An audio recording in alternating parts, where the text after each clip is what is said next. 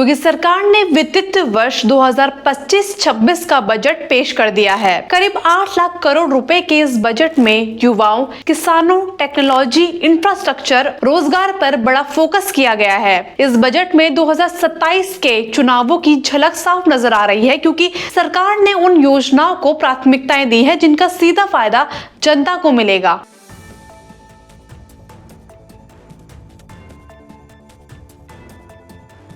इस बार सरकार ने बड़े स्तर पर बुनियादी ढांचे, टेक्नोलॉजी, अपग्रेडेशन, शिक्षा, स्वास्थ्य और रोजगार को केंद्र में रखा है। खासतौर पर मध्यम वर्ग, युवा, किसान और महिलाओं को इस बजट के फोकस में रखा गया है। युवाओं और रोजगार के लिए बड़े ऐलान किए गए हैं। उत्तर प्रदेश सरकार ने इस बजट में युवाओं को स्वरोजगार और स्टार्टअप के लिए आर्थिक सहायता देने पर जोर दिया है। कुछ मुख्य योजनाएं इस प्रकार है। मुख्यमंत्री युवा आगामी विकास योजना, 1000 करोड़ रुपए का बजट, जिसमें युवाओं को नए बिजनेस शुरू करने के लिए सहायता मिलेगी। मुख्यमंत्री युवा स्वरोजगार योजना, 225 करोड़ रुपए की व्यवस्था ताकि बेरोजगार युवा खुद का रोजगार शुरू कर सके।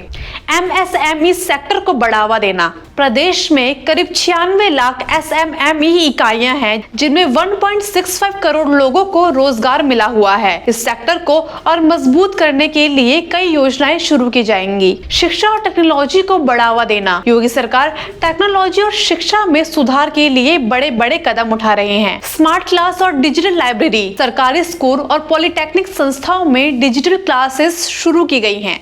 Artificial intelligence centre of excellence. नई पीढ़ी को हाईटेक स्किल्स देने के लिए AI कोर्स और रिसर्च सेंटर स्थापित किए जाएंगे। प्रदेश में साइंस सिटी, विज्ञान पार्क और नक्षत्रशालाओं का निर्माण किया जाएगा, जिससे छात्रों को वैज्ञानिक शिक्षा से जोड़ा जाएगा।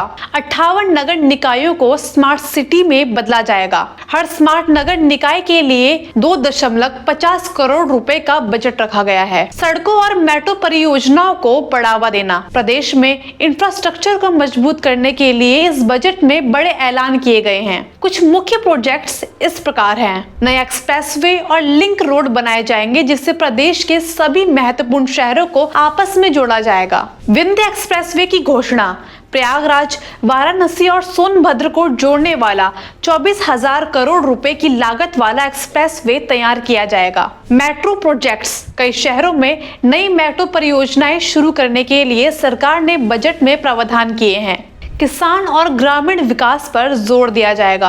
कृषि क्षेत्र को मजबूती देने और किसानों की आय बढ़ाने के लिए सरकार ने कई योजनाओं की घोषणा की है। ग्रामीण क्षेत्रों में खेलों को बढ़ावा देने के लिए स्टेडियम बनाए जाएंगे।